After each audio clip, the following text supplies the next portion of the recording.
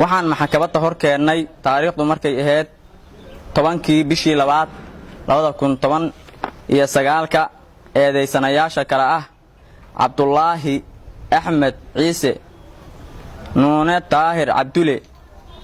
Waraf Bidaar Cismaan Saataq Shigshigow Aadan oo soo eedeeyay taariikhdu markii ay ahayd 27 bishii 12 2018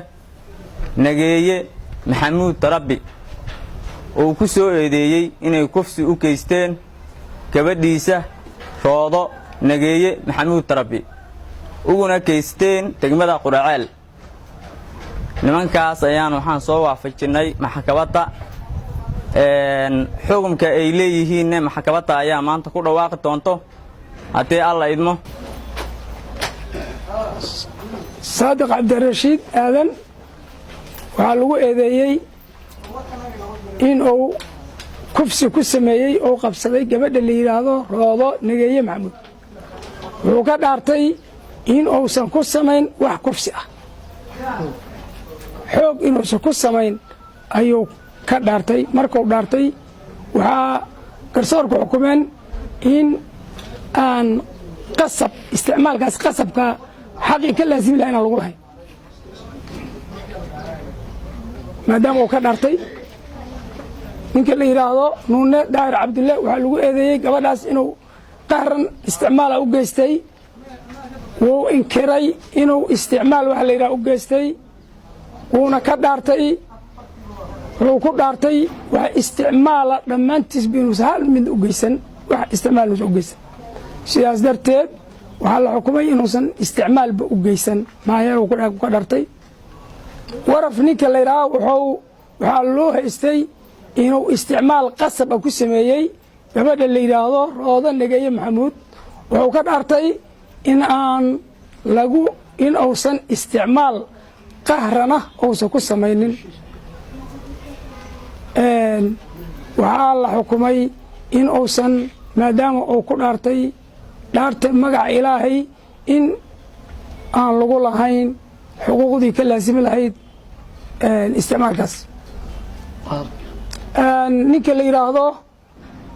Cabdullaahi Axmed Ciise waxaa lagu soo eedeeyay inuu gabadha la yiraahdo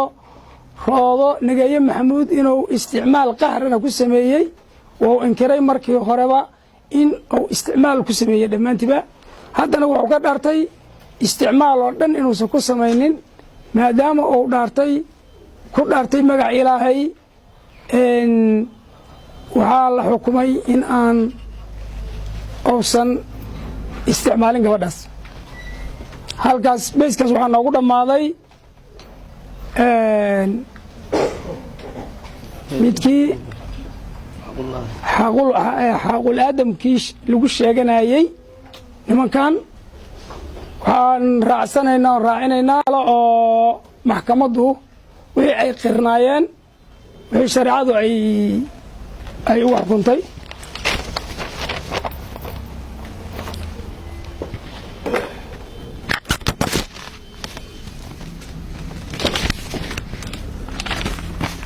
ninka la yiraahdo Waraf Xasan Bidaar wuxuu qirtay gabadhaas inuu isticmaalay laakiin ay ahaayeen heshiis sida hadda aad maqlayseen oo ka dhaartay in uusan qahran ku isticmaalin maadaama uu niyar yahay oo bikri ah oo hadda ka hor guur soo marin sida loo yahay waxaa lagu xukumay xaduud ah in lagu leeyahay in lagu dhufto 100 jeedal iyo 1 sano oo fogeyn ah oo laga fogeeyo deegaanka waxaa kale oo uu qirtay inuu sameeyay kaamara ka duubay gabadhaas sida dadku ay daawdeen markii ay carcaraysay qaylinaysay in uu ka duubay kaamaradaas duubitaankaas waxaa lagu xukumay 6 bilood oo tacsiir ah maadaama ficil xun uu sameeyay oo shaniic ah oo islaamnimada ku xun iyo deegaankaba waxaa ku xiga ninka la yidhaahdo sadiiq shigshigow waxaa isna lagu xukumay intoo kale maadaamadii ou qirtay gabadhaas in uu ku sameeyey isticmaal zine ah oo ay labadoodu uu qiran yahay in uu kala zinaysteen kana dhaartay kii qasabka ahay kana uu qiran yahay isagana waxaan markaan weydiinay inuusan wax hore soo guursan oo markaa ka hor wax guur oo saxiix oo gala aan la arkin asna waxaa lagu xukumay 100 jeedal oo in lagu dhufto oo ah oo xad ah iyo 1 sano oo taqriibina oo fogayna laga fogeeyo deegaanka iyo taswiirta oo asna qirtay duubitaanka gabadha oo qaawan iyo asagoo qaawan ay is sawireen oo sawirkaas uu ku jiro asna Facebook oo dhigay inaad duubtay baad qiratay waayahay inaad duubtay baad qiratay inaad duubtay asagoo saasa inaad duubtay baad qiratay duubidaas aad duubtay oo gabadhaasi iyo adigu adinkoo qaawan aad isla sawiran tihiin ama khiyaar isu sawir ama khiyaar lan isu sawira waxaa lagugu xukumay 6 bilood oo tacsiir xabsi ah waayahay waxaa ku xiga ninka la yidhaahdo nuune daahir cabdulle nuune wuu ka dhaartay gabadhaas inuu waa isticmaal ku sameeyey wuxuu qirtay gabadha inuu geeyo guriga dhibkaani ka dhacay waxaa kale oo lagu hela nuune gabadha marka lama sawirayay inuu wax ka hayay oo gacan uga hayay meesha dambe oo qoorteeda sidaas darteed maadaama uu kaamarada wax ka duubay asna 6 bilood oo tacsiir ayaa lagu xukumay xabsi ah waayahay ninka la yidhaahdo cabdullaahi axmed ciise waxaa lagu eedeeyey wuu ka dhaartay oo ahayd gabadhaas inuu isticmaalay maadaama uu ka dhaartay wuxuu qirtay gabadha inuu damaaciyey